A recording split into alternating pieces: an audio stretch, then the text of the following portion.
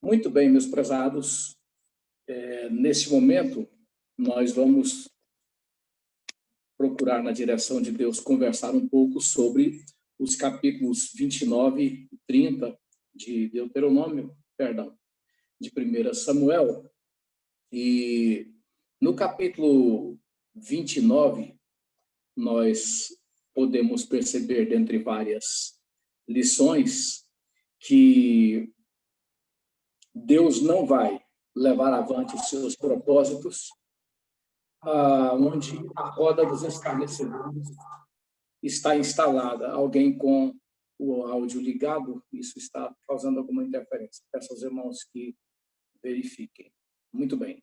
Então, Deus não vai levar avante os seus propósitos aonde está constituída a roda dos escarnecedores. Se o justo nisso se insere, ele estará dentro de uma situação onde o propósito de Deus está paralisado e a vida desse justo também está paralisada, como ministrou o nosso professor, colocando que durante o período, 1 ano e 4 meses que Davi esteve naquele local,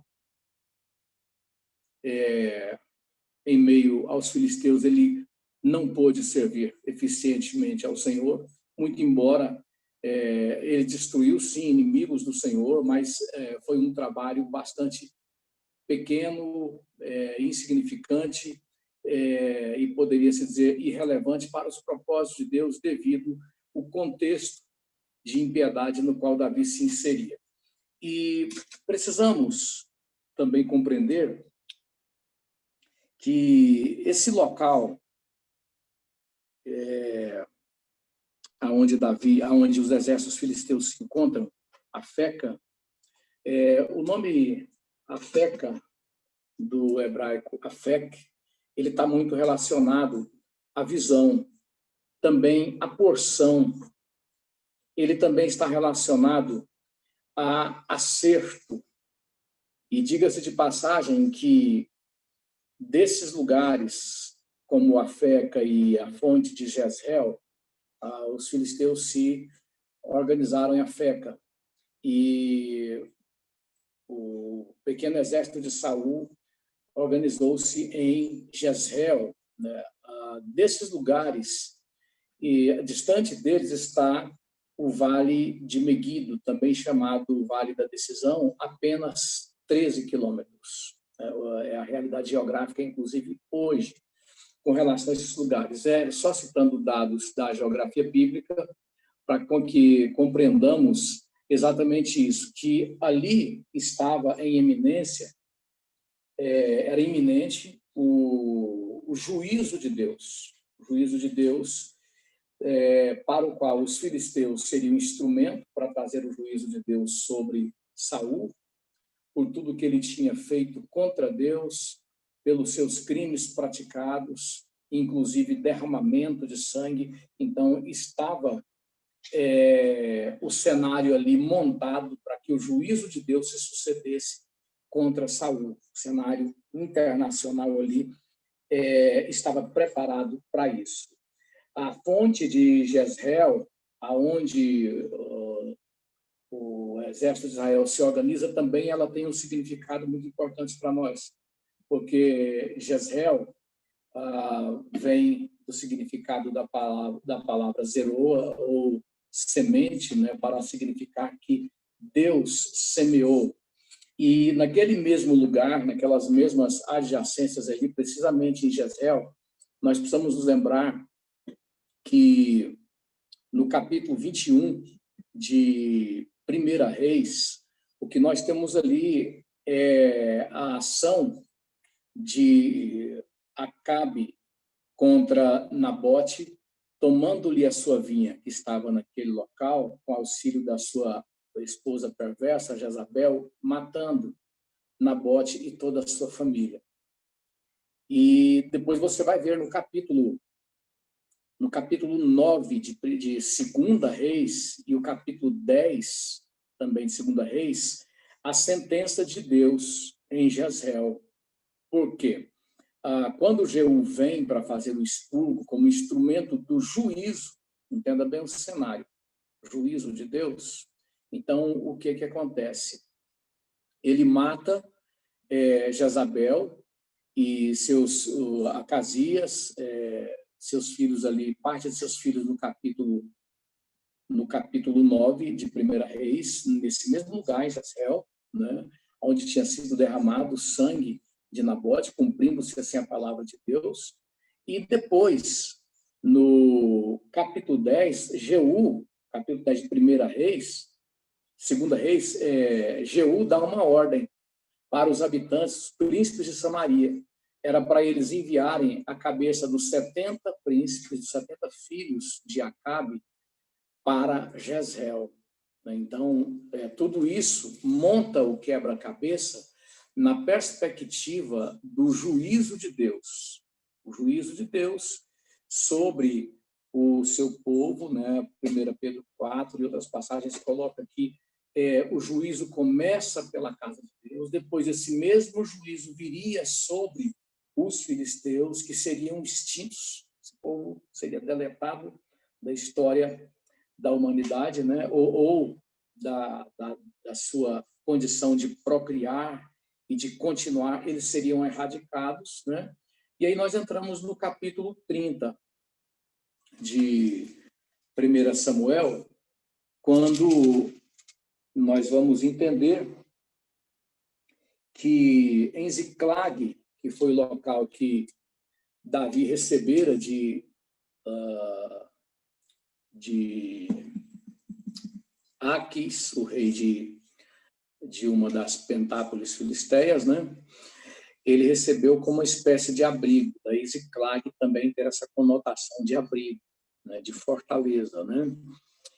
E ele tinha saído desse local, deixando ali guardadas as mulheres, os filhos, os bens, estavam ali guardados em Ziclag, né? Quando ele volta, sendo uma providência de Deus para ele voltar desse exército filisteu, aonde ele estava envolvido numa série de problemas, numa grande enrascada, né? E por providência de Deus, a Bíblia diz em Provérbios capítulo 21 que o coração da autoridade está na mão de Deus, ele inclina na direção que lhe apraz. Então, Deus, pela sua graça, misericórdia, para que Davi não tivesse uma tragédia que ceifasse sua vida, seu ministério, ele é ordenado pelos príncipes dos filisteus e por Aquis para que ele voltasse, não participasse daquela guerra, né? Então, ele volta dali para quê? Para ele continuar sendo trabalhado por Deus, para o propósito de Deus na sua vida. E no capítulo 30, Davi, ele dá de cara com as suas fragilidades. Ele percebe mais do que nunca que ele não é nada. Tudo tinha sido levado embora. Família, os bens, tudo tinha ido embora pela mão dos amalequitas. E esse capítulo, como toda a Bíblia, ele é pleno de lições para nós. Por quê? Ele mostra exatamente Deus trabalhando as nossas vidas, mostrando os nossos pontos ainda não edificados, né? As nossas áreas não aperfeiçoadas, nossas vulnerabilidades, né? E nós vamos aprender também, no capítulo 30, mais do que já aprendemos, que Deus, ele, no meio da angústia, no meio da aflição, no meio da perda acentuada, ele nos leva a lutar pelos valores verdadeiros. Ele nos leva a uma dimensão exata de perda. O que é que realmente significa perda? E sobre isso nós vamos falar mais nos minutos que aqui passaremos. Como de costume, nós vamos ouvir o nosso professor com as suas considerações introdutórias e logo depois os irmãos que quiserem participar falando ou escrevendo através do chat podem fazer. Professor Jacó, fique à vontade. Quero saudar os irmãos com a paz do Senhor. Muito interessante e muito importante esses ensinamentos que nós estamos recebendo. E essas experiências nós temos visto a pessoa de Davi, né, o maior rei de Israel, um homem escolhido por Deus para que, através dele, a vontade dele fosse consumada em trazer Jesus Cristo para servir de canal de salvação para a humanidade. E, através da vida desse homem de Deus, embora ele tenha sido escolhido, ele está sendo trabalhado na sua vida, no seu caráter, nas suas aflições, nas angústias, em diversas situações, aqui ele está sendo preparado em toda essa situação para o reino, para reinar Israel. E nós vemos aqui Davi tomando uma decisão precipitada quando ele vai para os filisteus, ele vai buscar abrigo no meio dos inimigos do povo de Deus. E quando se alia com os inimigos, é uma coisa muito importante que nós temos aprendido, isso aí traz sérias consequências. E aqui nessa história do capítulo 30, Davi, pelo fato de ter se aliado ao seu inimigo, ao inimigo do povo de Deus, ele acabou tendo que comprometer a sua família, algo assim muito importante na vida dele. E ele envolveu a sua família, ele teve que deixar a sua família, os seus filhos, os seus bens, os seus pertences, ele teve que deixar tudo por causa do compromisso, por estar comprometido com o inimigo. Isso é uma lição muito grande para nós. E lá no Salmos 42, versículo 7, o salmista diz que um abrigo, um abismo, ele chama o outro abismo.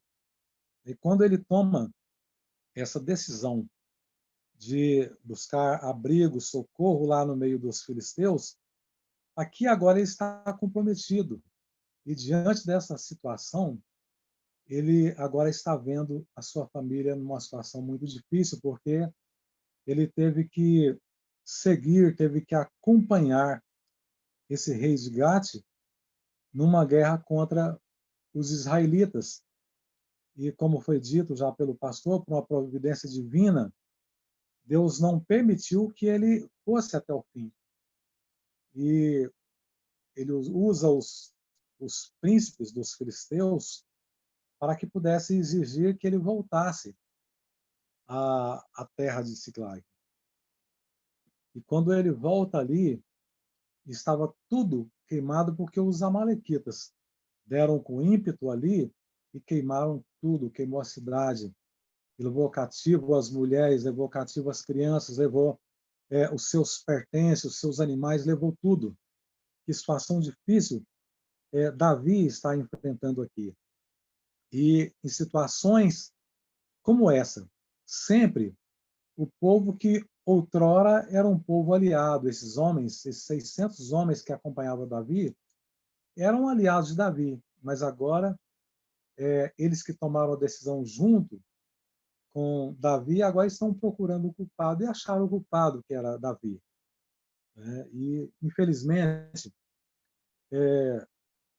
nessas estradas, muitas vezes essas decisões não foram escolhidas por Deus. E aqui, Davi tomou uma direção, tomou um caminho que não era a vontade de Deus.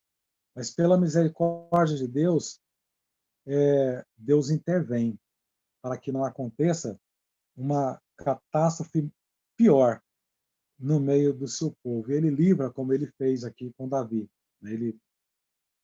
Ele propiciou o livramento puramente por misericórdia, porque senão a situação de Davi seria terrível.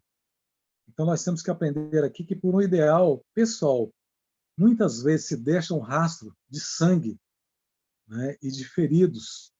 Situação assim muito difícil, muito complicada. E tudo isso nos leva a entender, nos leva a meditar que nós não podemos tomar nenhuma decisão sem antes consultar o Senhor. E aqui, depois dessa situação assim totalmente complicada, os homens de Davi, os seus soldados contra ele, já falando em matá-lo, em tirar a sua vida, Davi agora, depois de 16 meses, ele resolve agora consultar ao Senhor. E o Senhor, pela sua infinita misericórdia, o Senhor ouve e o Senhor entrega esses amalequitas nas mãos de Davi e dos seus homens, e pela misericórdia, pela bondade de Deus, ele consegue resgatar sua família, suas mulheres, seus filhos são salvos e trazer também grandes despojos. Mas nem sempre a história termina dessa forma. Aqui, no caso de Davi, termina dessa forma porque Deus tinha um projeto na vida de Davi. Mas muitas vezes nós tomamos decisões sem a direção de Deus, sem Deus estar conosco, e infelizmente termina-se numa situação assim de tragédia. Que Deus tenha misericórdia e nos faça ver a necessidade que nós temos de entregar o nosso caminho ao Senhor, confiar as nossas decisões ao Senhor, para que os nossos projetos sejam estabelecidos de acordo com a vontade dele. Muito bem. Muito oportuna, muito própria as colocações do professor. E aproveitando a colocação da Keren, quando coloca família, a família ficou para trás, ficou desguarnecida. O fato é que não tem como não errarmos, não tem como sermos perfeitos. A santificação é um processo que vai sendo levado avante até que Deus nos tome para si. Mas, ao longo da nossa vida, nós precisamos estar em todo o tempo abertos para que Deus possa nos trabalhar, nos aperfeiçoando cada vez mais. Eu concordo com aquele pensamento que o que tudo indica é ponto pacífico entre cristãos de vertentes divergentes, como arminianos e calvinistas, né? São pacíficos nesse entendimento, né? Nós fomos salvos, estamos sendo salvos e seremos salvos. E cada situação perigosa, revelada, com potencial para nos destruir, mostra isso, mostra o processo de Deus em andamento, trabalhando as áreas não trabalhadas de nossas vidas. Há uma situação aí no qual a família estava exposta à destruição. E o que é que Deus faz? Ele age, ele não interfere nessa situação, ele estava nela para mostrar para Davi e para mostrar para a história, para todos nós, que nós somos totalmente dependentes, somos totalmente carentes da direção de Deus, da sua graça, da sua misericórdia em todo o tempo. Deus vai fazer também o quê? Ele vai fazer com que a perspectiva de combate de Davi ela seja restaurada. É aquilo que nós entendemos como o verdadeiro combate. Paulo, em Efésios capítulo 6, fala muito ali da natureza do verdadeiro combate. Fala o que é o verdadeiro combate, que é contra as hostes espirituais da maldade. Por exemplo, ele fala da necessidade do revestimento, ele fala da importância central da palavra de Deus, central, insubstituível, nessa guerra verdadeira, nesse combate verdadeiro. E ele fala também do combate que não é o nosso combate, não é contra a carne, não é contra o sangue. Então, em toda a época da história dos salvos, foi posto exatamente isso, a perspectiva errada do envolvimento do cristão, da luta do servo de Deus, e a perspectiva correta, a perspectiva verdadeira. Davi, ele é trabalhado para voltar à perspectiva correta, verdadeira. Nessa perspectiva correta, verdadeira do combate dos santos, Então, as pessoas, os santos, entram na dependência total de Deus. E nós vemos que nessa direção também, nós somos levados a focar o que são perdas. O que está no centro dos acontecimentos aí, no capítulo 30? Família, não é isso? O inimigo, ele atacou e ataca pela história família. Desde o Éden, passando por toda a história até os nossos dias, a família é o alvo. O ódio do inimigo contra a família é visto nos acontecimentos do Egito, quando o inimigo tenta destruir família, eliminando todos os meninos. Era para fazer com que uma geração toda, uma nação toda fosse abortada. Abortar toda uma nação. Então, algo de Satanás, família. Né? Pela história bíblica, você vai ver isso no caso do Idumeu, de Amã, né? Que ele determina, até paga a Suera, dizendo: esse povo tem que ser extinto. Família. O alvo do inimigo, família. Né? A preocupação de Herodes, quando tenta descobrir quem que era o nascido da promessa, aponta o ódio satânico contra a família. Ele manda matar os inocentes para que, entre os inocentes, ele pudesse alcançar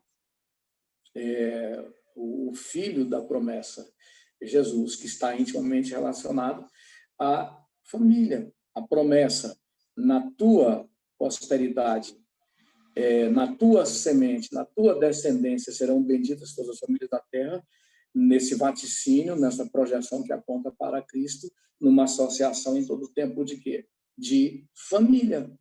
Né? O que o inimigo tenta fazer hoje? É para destruir a família tradicional, né? A família patriarcal, o verdadeiro sentido de família. Todas as armas estão apontadas para destruir família. Nisso, Deus nos mostra o sentido e o propósito do nosso verdadeiro combate. Né? É interessante perceber que essa guerra contra a família é uma coisa tão tremenda que, às vezes, até no arraial dos santos, há divisão para que não seja focado o verdadeiro inimigo. No caso do capítulo 30, os homens de Davi, por um momento, tiveram um surto ali em que viram nele o inimigo. Ele não era o inimigo. Eles não conseguiram identificar o verdadeiro inimigo por algum momento. Só depois que Davi se fortalece no Senhor, é restaurada a perspectiva do verdadeiro combate. Né? Eu acho interessante, aplicando isso para os nossos dias, porque essa tensão que dificulta a compreensão da perspectiva do verdadeiro combate está acontecendo no meio cristão. Pode ter seus erros, pode ter suas falhas, mas nada que o desqualifique como homem de Deus. Eu me refiro nesse momento ao pastor Silas Malafaia, que é uma pessoa que, com todas as suas limitações, tem se posto no fronte mesmo, no combate em prol de família. Foi processado, confrontou na Câmara, no Legislativo Federal, né, em várias instâncias, foi cassado já como psicólogo, teve que lutar para reaver o seu certificado, seu diploma, enfim, né? Mas porque se posiciona a favor da família. E essa tensão na qual o inimigo procura dividir o povo de Deus para não enxergar contra quem é o verdadeiro combate, está no meio cristão hoje, porque eu estou citando um exemplo, né? Infelizmente não temos muitos combatentes em prol da família, né?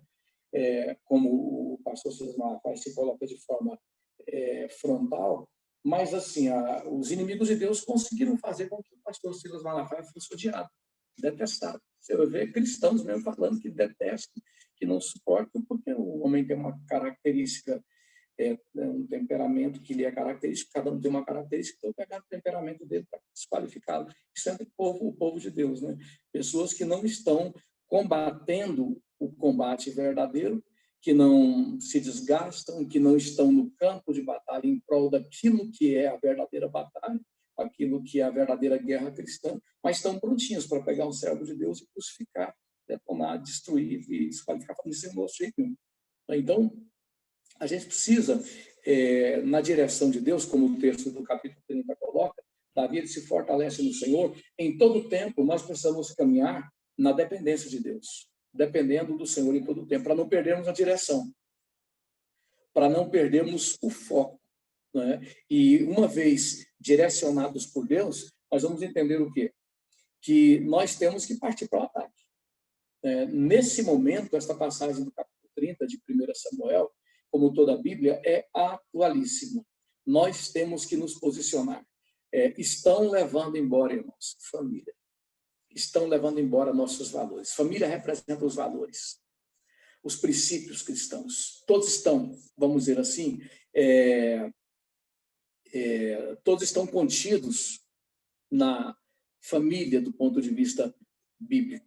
Né? Todos estão dentro desse arcabouço família, né? Estão levando a família embora. Né? Nós somos uma geração ameaçada de sermos extintos.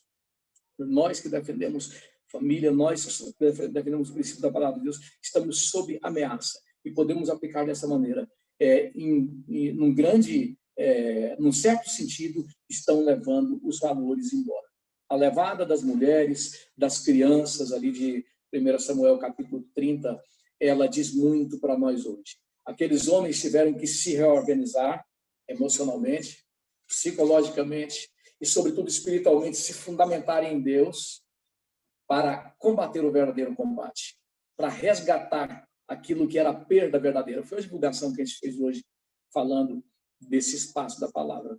Né? Eles tiveram que se organizar e partir para resgatar o que realmente estava se perdendo. Família, os princípios, os valores. Eles poderiam se acomodar e dizer, não, o momento é de confronto internacional, né? Israel está em guerra contra os filisteus, nós estamos aqui numa situação muito complicada, porque nós não podemos nem estar junto de Israel, nem junto dos filisteus, então vamos fazer aqui nosso caminho, vamos pensar num caminho para nós. Vamos pensar num caminho para nós. Mas não, a mão de Deus que ele agiu, os direcionou para que eles entendessem o lugar deles, a participação deles no combate verdadeiro. Eles tinham que partir para cima mesmo, para o resgate daquilo que realmente era valor, era preciosidade, não na perspectiva dos homens, mas na perspectiva de Deus. E eu fico pensando, irmãos, que naquele contexto, os homens de Davi, juntamente com Davi, eles vão nos dar muitas lições juntamente com Davi, e uma das várias lições que nós podemos aprender desse texto é que aqueles homens não puderam, naquele momento ali do combate, apenas orar. Davi orou. Houve o espaço do devocional, do clamor, da súplica. Eles internalizaram o problema, como no domingo nós colocamos. Eles sentiram vossas misérias e chorai. Transforma vosso pranto, vossa alegria em tristeza. Né? Tudo isso foi feito. Eles vivenciavam. É importante que se faça isso. Que se chore na presença do Senhor. Que se lamente na presença do Senhor. Tudo que está acontecendo conosco. Mas, depois que gastamos o tempo devido de joelho, orando, clamando, suplicando, jejuando, enfim, nós temos que saber que existem ações, existem questões práticas. Não adiantava eles ficarem quietos no lugar, confinados e orando apenas. Eles tinham que partir para a espada mesmo, partir para a lança mesmo, partir para o combate mesmo. Eles tinham que montar ali seus cavalos, pegar tudo que lhes dispusesse e partir para o combate. Nesse particular, eu me preocupo muito com a postura de muitos cristãos nos nossos dias. Você tem o que hoje? Você tem a postura dos calvinistas, dos cristãos calvinistas, que numa percepção, vamos dizer assim, fatalista, né, dos acontecimentos, olha, tudo está ordenado. Deus ordenou tudo, o bem e o mal, ele predestinou a maioria para ir para o inferno, a minoria para ir para o céu, e cada acontecimento, seja bem, seja bom ou seja ruim, Deus programou tudo e pronto, está na mão dele. Então, com base na sua teologia, claro que é equivocada, né? Porque a Bíblia, em todo tempo, mostra o contrário, não vamos discutir aqui o erro crasso calvinista, né? Não dá tempo para isso, mas com base na sua teologia equivocada, eles não têm um papel, eles não se colocam diante do cenário internacional para dizer a que vieram os servos de Deus. Né? Mas não, nós somos os verdadeiros reformadores. Reformadores do quê? Por quê? Quando a reforma aconteceu, Calvino tinha 8 anos de idade. Né? Os reformadores verdadeiros, eles tiveram um papel que confrontou a estrutura ímpia daquela época. Eles derramaram seu sangue. Você vai citar homens como John Wycliffe, né? William Tyndale, que morreu estrangulado e queimado. Né? Aliás, o John Wycliffe ele teve que fugir. Né? Outro, Gerolando Savonarola, que foi da pré-reforma, né? E Jan Hus, né, que também foi queimado, que confrontou o sistema, não ficou calado, confrontou o sistema corrupto na política daquela época, na religião daquela época, estavam todos juntos, né? Economia, política e religião estavam juntos, íngremes ali, né? Inseparáveis. Então, esses homens pagaram o preço que tem que pagar, todos aqueles servos de Deus que se posicionam diante dos acontecimentos. Né? Há relatos históricos, documentais, que apontam para pelo menos 25 milhões de mortos pela Inquisição, e um número muito grande deles foram homens de Deus que se posicionaram diante dos acontecimentos. O capítulo 30, ele mostra posicionamento. A gente não está defendendo teologia da libertação, Leonardo Boff, é coisa que o valha. Não é nada disso, não. É porque a Bíblia mostra isso, os homens de Deus se posicionando diante dos acontecimentos. Então, calvinistas dizem, nós somos reformadores. Não, vocês não são. Né? Se não tiver cuidado, ao invés de ser reformador, vira perturbador, né? Porque falta posicionamento. Do lado dos arminianos, não é muito diferente, não. Sabe por quê? Se os calvinistas, diante dos acontecimentos que eles têm que confrontar, eles não o fazem em nome do seu entendimento equivocado, por parte dos arminianos, o que acontece? Jesus vai voltar mesmo. Entendeu? Jesus vai voltar. Não, mano, eu estou orando para Jesus voltar. O crente não se mexe nessas coisas, não. Gente, veja, os profetas que foram mortos, todos, sem exceção, foram mortos porque se posicionaram com relação aos crimes, aos pecados, principalmente dos governantes. Se posicionaram diante das situações cotidianas, odiernas. Não teve um que morreu fora desse contexto. Vamos para os apóstolos. Os apóstolos, sem exceção, eles se posicionaram diante do pecado, seja de pobre, de rico, de grande, de pequeno, e deram suas vidas, morreram pelas mãos do Estado. Né? Não é porque eles foram políticos, não, eles não foram. Mas eles entenderam o compromisso que era bradar para carne e osso, para os homens, entende? Para esta ordem de coisas que jaz no maligno, eles se posicionaram. Jesus se posicionou contra o Estado, comprometido contra a impiedade. Se você for observar a conversa de Jesus com Pilatos, ele vai dizer o seguinte, olha, maior pecado tem quem me entregou a ti. Ou seja, os que me entregaram a você, maior representante do Estado corrupto de Roma, tem muito mais pecados do que você, Pilatos. Ou seja, Jesus confrontou Pilatos. Não é?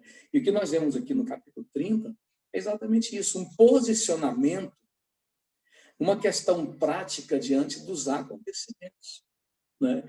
E hoje, os inimigos de Deus eles têm avançado de tal forma que, do meio do próprio povo de Deus, surgem levantes para que nós, servos de Deus, não nos posicionemos contra a impiedade, contra a perversidade, encabeçada por pessoas mesmo, né, que estão no poder, pessoas que vestem toga, pessoas que estão aí de posse da autoridade, prostituindo. Né? Nós temos uma limitação uma tentativa de limitação muito mais vinda da parte daqueles que fazem parte do corpo de Cristo, vamos assim dizer, do que por parte dos inimigos, porque os inimigos declarados a gente sabe que eles são, a gente não tem medo deles. Se tiver que morrer por causa do evangelho, a gente morre. Se tiver que ser preso, a gente vai ser preso pelo evangelho. Mas há um constrangimento muito grande por parte do próprio povo de Deus. E quando eu vejo Davi nessa angústia aqui, diante do posicionamento diante dos homens dele, isso nos remete ao que está acontecendo hoje, no meio do povo de Deus. Ou seja, o apóstolo Paulo, escrevendo para Timóteo, na segunda carta, capítulo 2, ele diz o seguinte: ninguém que quer agradar aquele que o alistou para a guerra se embaraça com as coisas desta vida, a fim de agradar aquele que o alistou. Né? Então, o povo de Deus, ele precisa voltar para a totalidade das Escrituras, para que, diante dos acontecimentos graves que estão cercando a igreja, que estão tomando a humanidade, nós possamos identificar qual que é o verdadeiro combate, irmãos.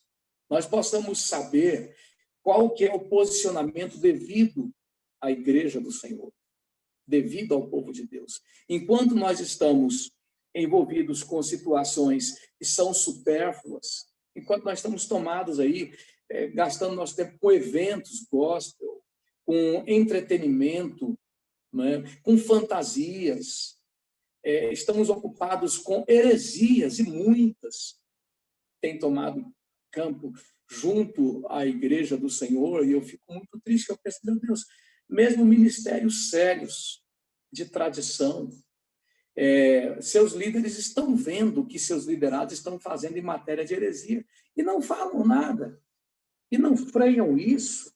Tanta campanha de bobagem está acontecendo em muitos segmentos de ministérios sérios, tanta tarde de meninice, não é? Tanto besterol que está ocupando o lugar da verdadeira palavra essa que é a única, é o único instrumento da graça para o povo de Deus ser tratado, para o povo de Deus ser aperfeiçoado, identificar o seu papel no combate, identificar a sua participação requerida por Deus diante dos acontecimentos, né? Mas o povo de Deus não pode crescer na palavra, porque N acontecimentos estão tomando, né? N heresias estão tomando espaço. Alguém ligou o áudio aí? Estão tomando espaço e impedindo o crescimento da palavra de Deus para que nós possamos nos apresentar aptos para o combate numa hora crucial como a igreja atravessa no século 21. Então, nós precisamos, o texto diz que Davi se fortaleceu no Senhor. E nós temos aprendido que é através da sua palavra que Deus faz tudo o que ele vem fazendo pela história, inclusive fortalecer, inclusive consolar, edificar, instruir, não é verdade? Ampliar a visão do povo de Deus, nesse combate, que é o combate verdadeiro contra aqueles que são os ladrões dos princípios, os ladrões dos valores, os amalequitas, símbolo do próprio Satanás, do próprio inimigo, estavam roubando os valores. Estão roubando os valores. Os amalequitas são uma realidade hoje. Estão roubando os valores bíblicos através do que está acontecendo nas universidades, nas faculdades. E você está fazendo o quê? Estão roubando os valores bíblicos através do que estão fazendo no dia a dia, nos relacionamentos com nossas crianças, com nossos adolescentes.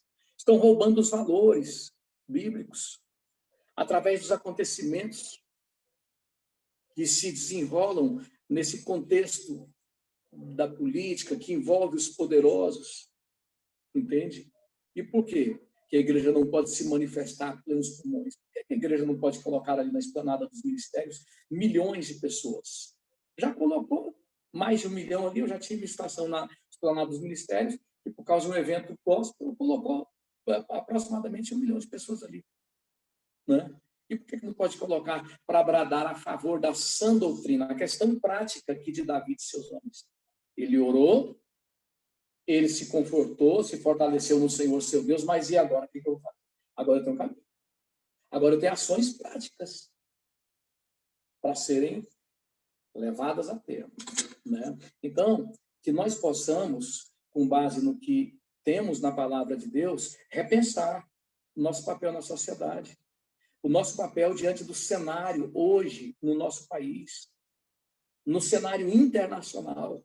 O crente precisa, à luz da palavra de Deus, voltando para a palavra, repensar. Bom, eu tenho orado, eu tenho buscado a Deus na sua palavra, eu tenho cultuado, eu tenho jejuado, e agora, qual que é o meu papel? Se tudo que você está vivenciando, está tendo na sua vida cristã, na comunidade com os santos, não te levar a compreender de forma clara seu papel diante dos acontecimentos que intimam a igreja, que intimam o povo de Deus, então, isso é religiosidade. Para ser mais claro, você não produz para o reino de Deus. Pela história, os servos de Deus, eles se colocaram na frente, no meio dos redemoinhos, no meio dos tsunamis. E ali, eles bradaram diante contra a impiedade. Eles levantaram alto suas vozes contra a impiedade. Pela história, foi assim. Então, hoje isso não muda. Com relação aos verdadeiros servos de Deus, isso não muda.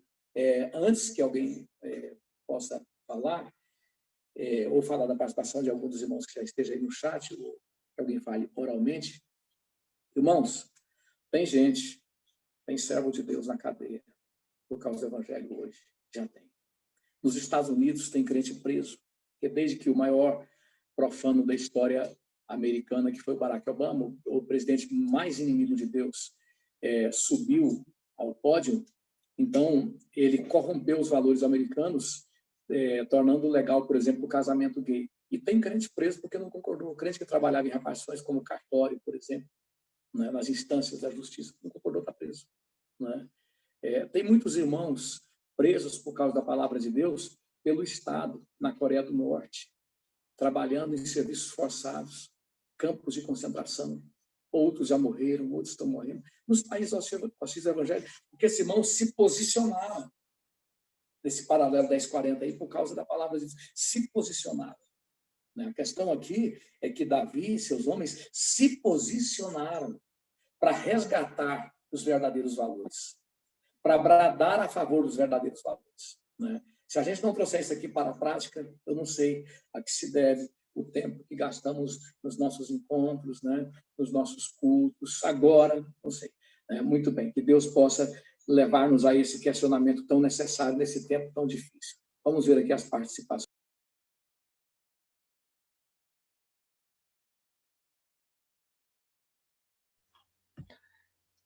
Tem um comentário.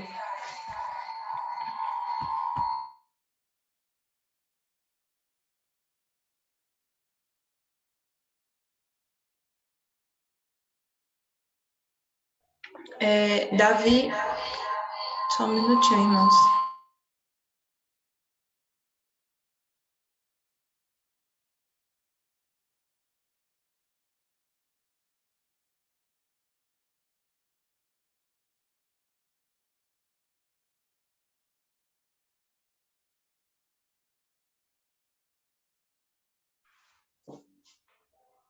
Davi, mesmo estando fora da vontade de Deus naquele momento, conseguiu se reanimar em Deus, trazendo o sacerdote e a estola para perto de si. Muitas vezes as dificuldades vêm sobre nós para nos dizer que precisamos voltar à comunhão com o Pai das Luzes. E na maioria das vezes, quando damos lugar, podemos ser reanimados no Senhor.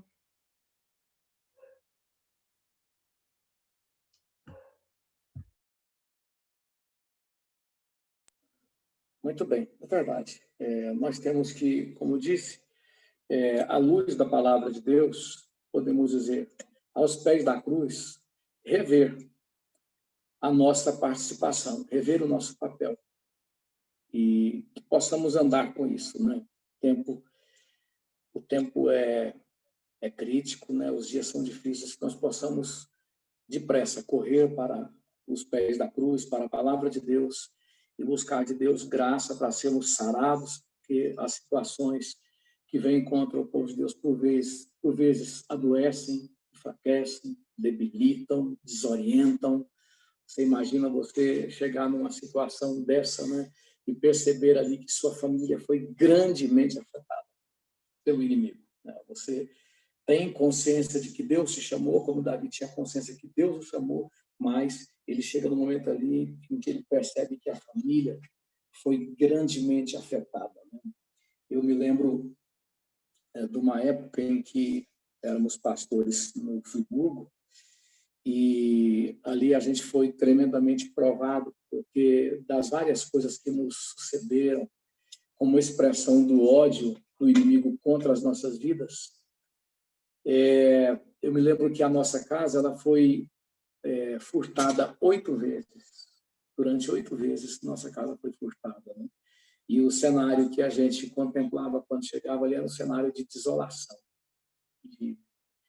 Era deprimente, né? O escárnio, né? A maneira como os marginais tratavam nossas coisas.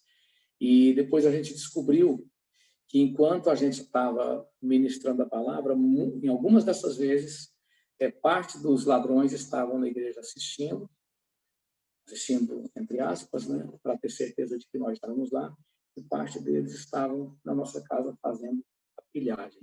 Diante desses cenários, você percebe ali a necessidade que você tem de se fortalecer em Deus. E é claro que isso aí é café pequeno, isso é nada diante dos irmãos, como eu citei o cenário internacional, deparam, convivem com o assassinato dos membros de sua família, né, com pilhagem, com violência de todo tipo, né? E essas pessoas encontram, como os santos em toda a história, só em Deus eles encontram forças para se refazerem.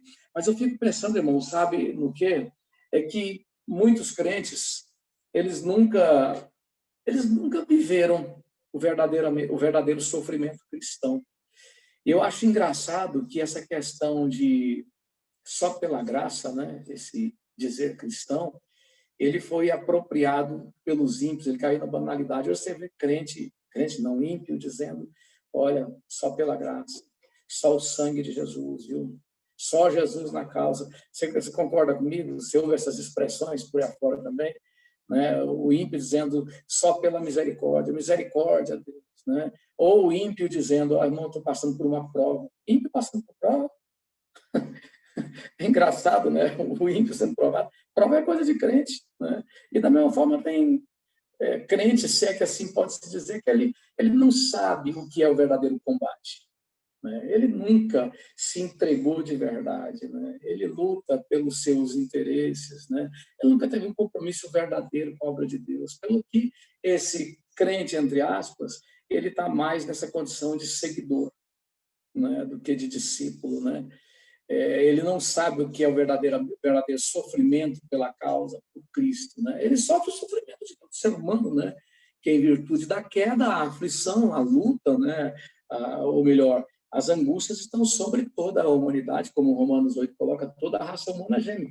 Mas ele não sabe o que é sofrer porque o Senhor está na vida dele, sofrer porque ele vive um chamado, sofrer porque ele vive um compromisso com Deus, né? E esse é um ponto muito importante.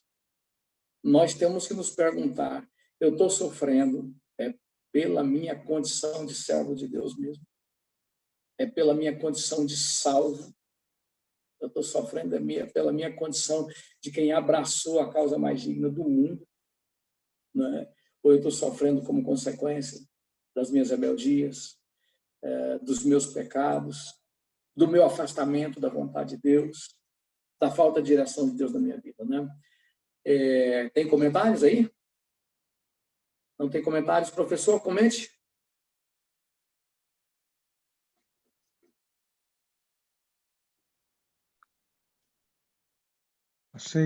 Estava lendo aqui e achei muito interessante que nessa tropa que saqueou a cidade de Ziklag, ali, aqui no versículo 11 do capítulo 30, diz que tinha um egípcio. Dentre essa grande tropa, teve um egípcio que não pôde caminhar com aquela tropa. e ele sofreu um cansaço muito grande, ele adoeceu, e eles deixaram no caminho. Ele não conseguiu prosseguir. E um homem só. Provavelmente, essa tropa tinha milhares de pessoas, de soldados. Mas eles puderam carregar um soldado. Deixaram esse soldado ferido. E aqui no versículo 12 está dizendo que Davi e os seus homens encontraram esse homem e deram a ele pão, deram massa de figo e alimentou, deu água, ele bebeu, ele se refez e Davi e seus homens levam esse homem com ele. Já aqui no versículo 22, do mesmo capítulo 30, fala que desses 600 homens soldados de Davi, houve 200 deles que não puderam prosseguir porque eles se cansaram, eles se esgotaram. E quando Davi e aqueles 400 alcançam essa tropa e luta o dia todo com eles e mata boa parte deles e muitos deles conseguem fugir e vão embora, e Davi e seus homens, ele toma tudo que eles tinham levado, as mulheres, as crianças, os bens que eles tinham levado, aqueles despojos, e quando eles voltam, que encontram com aqueles 200 que ficaram na estrada, eles estavam juntos, eram amigos, faziam parte do mesmo exército. Então, aqueles 400 homens, que aqui está chamando de homens de Belial, diz para aqueles 200, olha, vocês agora, vocês pegam as mulheres de vocês, os filhos de vocês se vão embora. Vocês não têm direito algum àquilo que nós conseguimos. E Davi dá uma lição muito grande.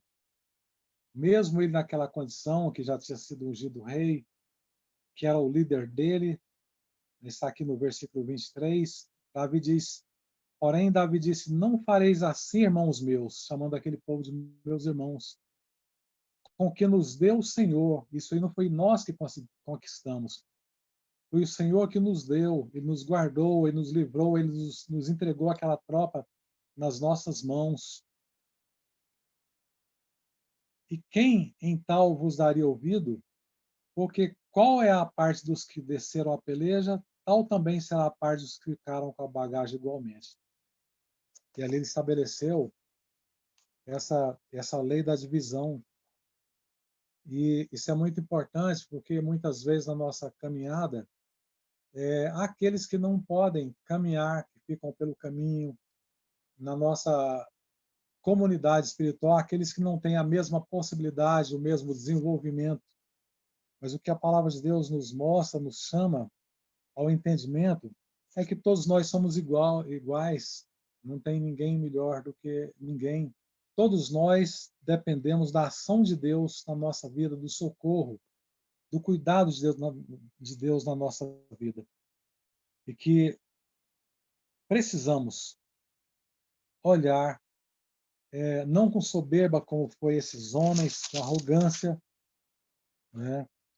Mas nós temos que olhar com misericórdia, porque todos aqueles homens, todos aqueles 200 que ficaram para trás, eles tinham o mesmo objetivo, né? Tinham o mesmo alvo, o mesmo ideal, que era conquistar, era buscar a sua família, suas esposas, seus filhos, resgatar aquilo que foi levado, aquilo que foi perdido. E por essa dificuldade, por não ter conseguido caminhar com os demais, eles foram abandonados. E a vontade da maioria é que eles pudessem ficar somente com as suas esposas, seus filhos, e não receberia nada dos despojos. Mas aqui Davi está dando uma lição muito grande, para que, primeiro, nós venhamos a entender que é o Senhor que nos guarda, é o Senhor que nos livra, né? É o Senhor que nos dá a vitória que aqueles homens estavam pensando que essa vitória veio do braço dele, veio das forças dele, mas o Senhor está aqui mostrando ao contrário. É uma lição muito importante para nós, que nós possamos entender isso.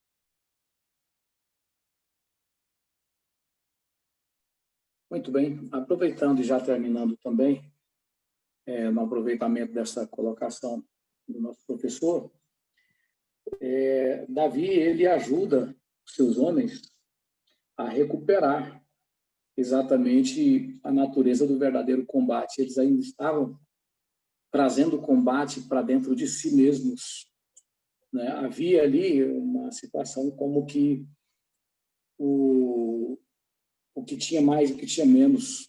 E na perspectiva cristã, nós caminhamos de ombro a ombro. Não tem uma hierarquia, não tem uma superioridade.